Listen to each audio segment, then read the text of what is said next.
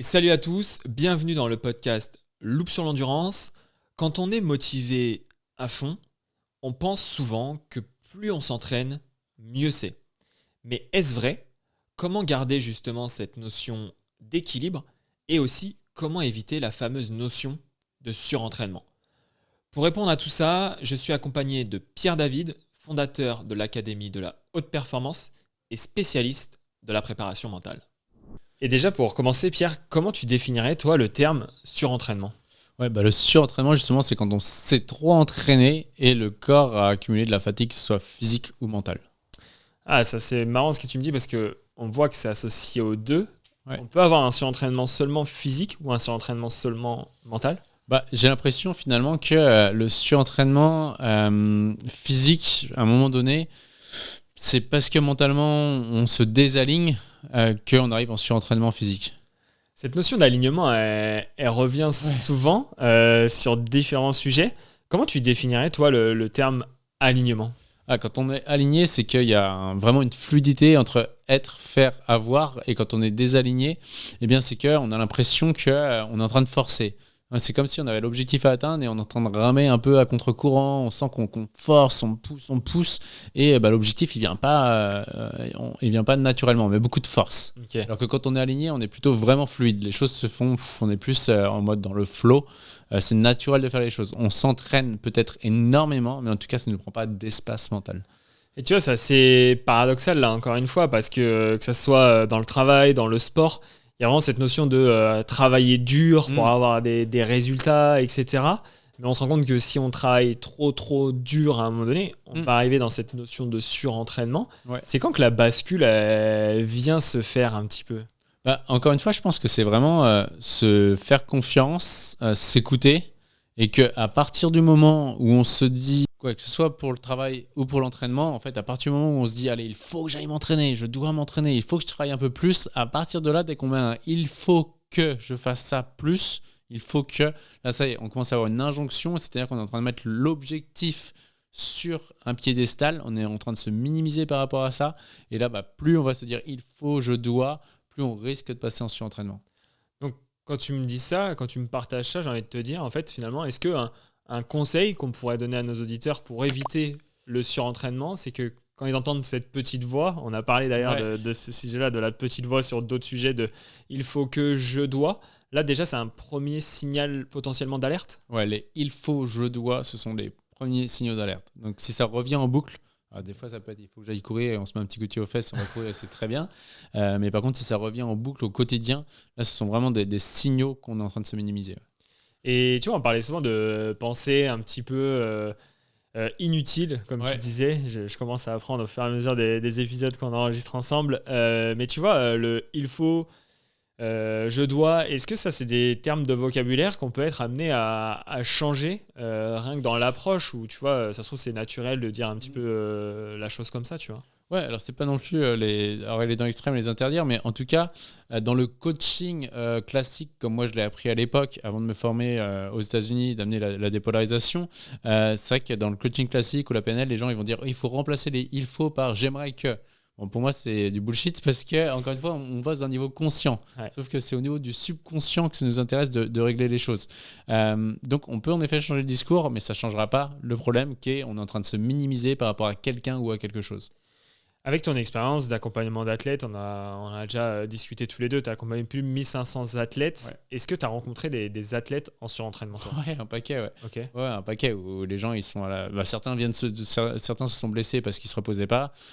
D'autres, à l'inverse, commencent à voir qu'ils s'entraînent énormément, mais pour autant, leur performance ne s'améliore pas. Donc ça, c'est aussi un symptôme. Et là, quand on a bossé justement à dépolariser la peur et aussi le prix à payer, eh bien on va voir, là je pense à Michel dans ma tête qui s'entraînait un peu trop, énormément pour à chaque fois il perdait en finale de championnat du monde et d'Europe en judo. On bosse ensemble, le gars du jour au lendemain il s'entraîne un petit peu moins et il performe plus. J'ai Alexandra aussi qui est un tube championne de karaté elle était tout le temps à 2 entraînements par jour. Et avec l'expérience qu'elle avait, elle savait que des fois, elle pouvait être à 1 entraînement par jour et c'était amplement suffisant pour elle. Et du coup, elle est passée en effet plusieurs fois par semaine. Elle a repassé un entraînement par jour avec sa carrière. En plus, son métier qui était assez prenant à côté et elle reperformait très bien. Donc, c'est se dire d'avoir la conscience de est-ce que je vais à l'entraînement parce que j'ai peur de ne pas être à la hauteur le jour J, ou est-ce que je vais à l'entraînement parce que c'est trop bien, j'ai envie de m'entraîner. Et en fait, c'est simplement voir l'intention. Si je vais m'entraîner parce que j'ai peur de ne pas être à la hauteur, eh bien on va tout le temps récupérer, on va très souvent récupérer le résultat de l'intention. Okay. C'est-à-dire que si on a peur de ne pas être au top le jour J, et donc on va s'entraîner pour ça, mais on sent qu'on tire sur la corde, eh bien, il est possible que le jour J, comme par hasard, on va passer à côté, on ne va pas arriver à bien performer. Pourquoi ? Parce qu'on n'avait pas, on n'était pas à 100% de nos ressources mentales pour accéder à ça. Et moi, c'est ce que je dis. Je dis souvent, je préfère un athlète qui est prêt physiquement à 90%, mais prêt mentalement, mais frais mentalement à 100%, qu'un athlète qui est prêt physiquement à 100%, mais qui est prêt mentalement à 90%. Pourquoi ? Parce qu'au jour J, les capacités physiques, on peut les transcender avec le mental. Okay. Mais à l'inverse, si on arrive cramé, on ne pourra pas transcender les capacités physiques. Je me rappelle d'une athlète, Jessica, justement, qui a fait championne du monde en jet ski. On avait bossé ensemble et justement, elle voyait que là, elle était plus libérée, elle commençait à faire des podiums et tout. Et pour l'anecdote, quand elle gagne le championnat du monde en 2020, avant le Covid, en jet ski, 3 semaines avant, elle tombe malade. Et genre, je sais pas c'était quoi comme virus, mais en gros, elle était malade, elle pouvait pas aller s'entraîner et tout. Donc pendant peut-être 2 semaines, elle n'a pas pu s'entraîner avant les finales. Et du coup, quand on regardait, ok, c'est quoi les bénéfices, elle fait, au moins, je vais pouvoir voir jusqu'où je peux me pousser avec le mental. Et du coup, donc, avec une grosse coupure d'entraînement, elle est arrivée au championnat du monde, elle a fait championne du monde, elle est tombée du jet en sortant, mais elle a vu que physiquement, elle était vraiment pas au top, et pour autant, elle a pu pousser ses limites à fond parce que mentalement, elle était fraîche. Ah, c'est ouf ce que tu dis, parce que j'ai envie de pousser même un peu plus loin, parce que la majorité de nos auditeurs qui nous écoutent, c'est des athlètes amateurs, tu vois, qui dealent entre le travail, l'entraînement, etc. Et je me dis, peut-être que cette notion de surentraînement, de vouloir trop pousser est parfois moins présente chez eux, mais cette notion de, j'ai envie de dire peut-être surmenage, c'est peut-être pas le bon terme, mais entre ce stress cumulé au travail plus le stress de l'entraînement, est-ce que c'est finalement un peu des notions qui sont assez similaires, le surmenage et le surentraînement pour un athlète amateur, un athlète pro ? Ça arrive exactement même. On peut même le voir si on va dans le travail, c'est la même chose. C'est exactement, c'est à un moment donné, on est en train de le surentraînement, le surmenage, le burn-out, c'est juste quand on est en train de plus se respecter c'est important pour nous. Et on n'est plus en train de s'autoréguler, mais on est en train de se sacrifier par rapport à un objectif ou quelqu'un, ça peut être un coach qui nous dit fais ça, on est en train de se sacrifier ce qui est important pour nous pour un objectif que l'on perçoit important. Donc on confond nos priorités. On croit que l'objectif est important alors qu'en vrai il n'est pas si important, et ce qui est important c'est peut-être se reposer. Et ce qui est important c'est d'arriver à garder le fuel. Et le fuel c'est quoi ? C'est l'enthousiasme. Enthousiasme c'est antheos, c'est Dieu étant dedans. Et donc, tant qu'on a l'enthousiasme, le plaisir, eh bien là, on a le fuel pour aller s'entraîner et taper dans la machine. Et on oublie souvent, à cause des enjeux, on oublie souvent qu'on a commencé notre sport parce qu'on aimait le sport. Ouais. On a commencé le sport parce qu'on l'aimait, parce que ça nous faisait plaisir. Et d'un seul coup, on se met dans le cursus de la compétition, on veut monter en niveau. Et parce que l'enjeu est là, il nous fait oublier pourquoi on a commencé. Mais tu vois, c'est vrai que je t'ai posé la question pour aller chercher ton expérience de est-ce que tu as rencontré des athlètes en surentraînement, et là on voit que tu as quand même pas mal d'exemples, tu nous donnes même des situations où finalement ça a apporté du positif, tu en as parlé dans pas mal d'épisodes aussi ensemble. Est-ce que toi, pour éviter ce phénomène-là de surentraînement, c'est quoi un petit peu le système, la méthode que vous allez mettre en place pour éviter cette notion-là chez un athlète ? Ouais, nous en fait ça se fait naturellement, c'est-à-dire qu'avec le process de dépolarisation et le programme en ligne, les athlètes apprennent tout seuls à bien se connaître et surtout arrêter d'aller s'entraîner parce que j'ai peur de ne pas être à la hauteur.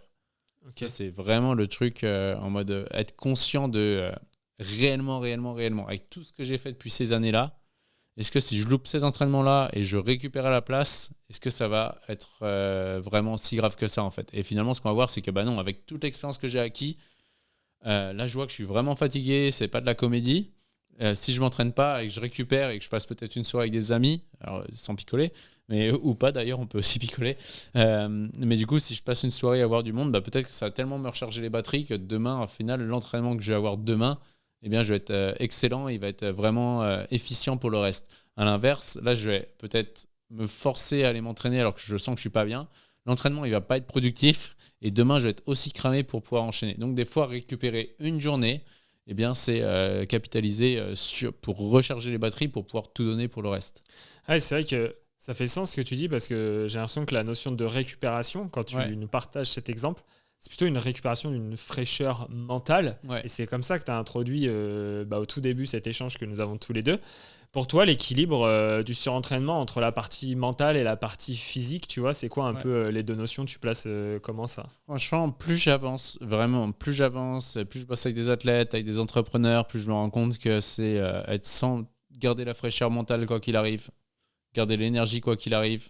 Et après, derrière, l'entraînement, en fait, on s'auto-régule naturellement. Okay. Et je pense que quand on s'écoute bien, on ne peut pas se cramer physiquement parce qu'on est capable de dire ouais, ok, là, stop, je sens que je suis en train de dépasser mes limites.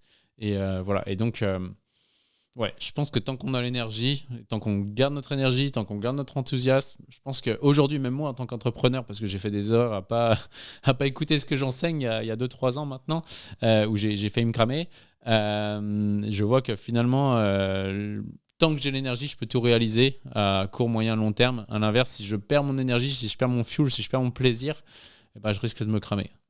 Ah, c'est vrai que je vais dépasser un petit peu le temps parce que ça me fait penser à quelque chose, mais j'ai quand même l'impression que c'est encore cet aspect de roue, tu vois. Moi, les fois où je tombe dans une fatigue globale, où j'ai plus l'énergie, comme tu parles, j'ai l'impression que je me dis, mais comment je vais en sortir de cette roue? Toi, c'est quoi un petit peu l'astuce que tu pourrais donner pour finir ce moment d'échange sur un petit peu l'astuce pour sortir de cette roue infernale, j'ai envie de dire, où on n'a pas d'énergie et ça continue et ça continue? Ouais, bah dans tous les cas, la vie va nous ramener à se reconnecter à l'énergie. Et soit ça va le faire en facilité, en fluidité, soit ça va le faire dans la douleur. Dans la douleur, ça va faire quoi? Ça va faire soit on va faire un burn-out, soit on va se blesser. Mais tout ça, c'est des symptômes pour nous aider. Enfin, par exemple, le burn-out ou la dépression, ce sont des symptômes qui nous aident à ne plus avoir d'énergie pour continuer de faire ce qui n'est pas important pour nous. Ok ? Et donc, je crois que c'est Carl Gustav Jung à l'époque qui disait que la dépression, c'était une bénédiction parce que ça nous permettait de prendre le temps d'arrêter de faire ce qu'on n'aime pas pour pouvoir se reconnecter à ce qui est important pour nous. Ok. Donc, dans tous les cas, on ira pour se reconnecter à l'énergie. Parce que c'est un état naturel de l'être humain d'avoir l'enthousiasme, d'être connecté, d'aimer ce qu'on fait, de faire ce qu'on aime, de mettre de l'énergie dans ce qui est important pour nous. Donc, soit ça va être dans la douleur, soit on peut le faire en conscience en disant « Attends, mais en fait, l'objectif après lequel je cours, si je ne l'ai pas, qu'est-ce que ça va changer concrètement à ma vie ?» Tu vois, est-ce que je vais en mourir? Non. Est-ce que ça va être ridicule? Oui, au pire, si je suis ridicule, et ça me permet de me séparer des gens que j'aime pas, etc. Et du coup, enfin, qui sont pas si importants que ça. Et en fait, quand on regarde et qu'on voit que, ok, est-ce que l'objectif est réellement important pour moi au point de sacrifier ma santé? Bah, peut-être pas. Et du coup, d'avoir cette prise de hauteur et de se dire, bah, tu sais quoi, là, je sens que je suis fatigué, au final, je vais me reposer. Donc, à chaque fois, c'est mettre de la conscience pour pouvoir justement s'auto-réguler et ne pas tomber justement dans la roue du hamster qui court et simplement qui va s'épuiser à la tâche. Un grand merci Pierre pour ce condensé d'informations, et si on veut aller encore plus loin, il y a le livre, il y a toutes les formations, il y a tous les podcasts aussi qu'on a enregistrés ensemble. Merci à toi pour cet échange et je te dis à très vite. Avec grand plaisir, Valentin. Merci, ciao ciao.